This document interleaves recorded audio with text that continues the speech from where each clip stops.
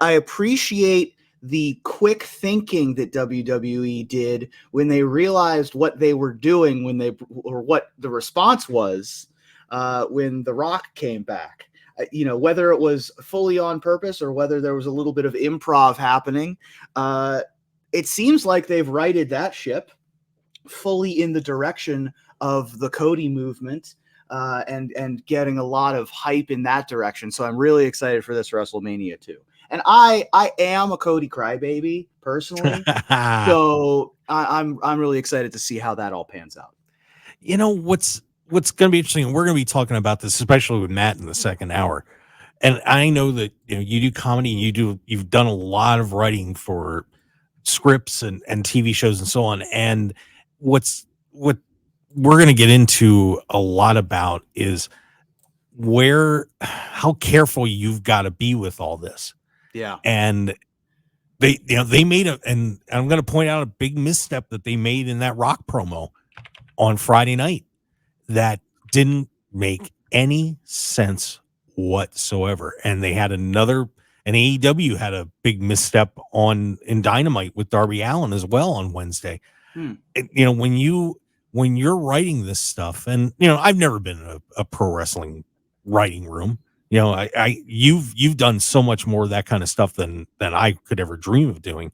But when you're writing a story, you have to be very careful with continuity. You got to be very careful with what you say and what you do, because one thing throws you out of that reality, right? If you slip up, you take somebody out of the story, and it can be a real distraction. And then you've got to do something extra special to pull it back, and it can just throw everything off, right?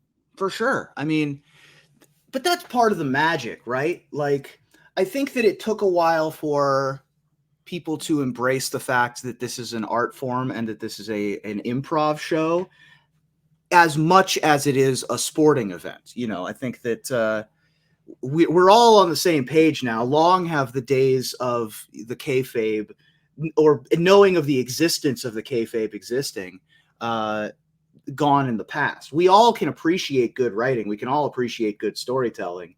And so you just need to stay a little bit as consistent as you can.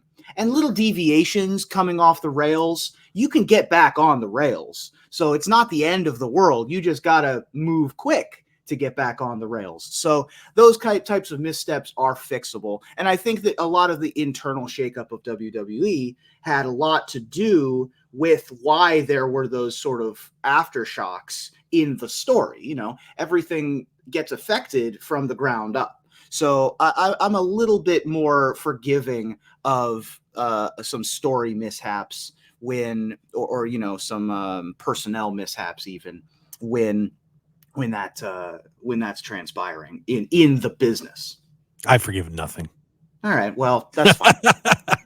We can all strive for greatness. We can all strive for perfection, but there's going to be mistakes that happen, and it doesn't matter. It just like in wrestling, it doesn't matter what happens when you get hit and fall down and what happens after. It's, do you get back up and do you make the show good again?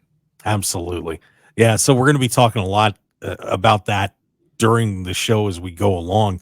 But I do, before we get to take our break and get to Stu Myrick coming up here,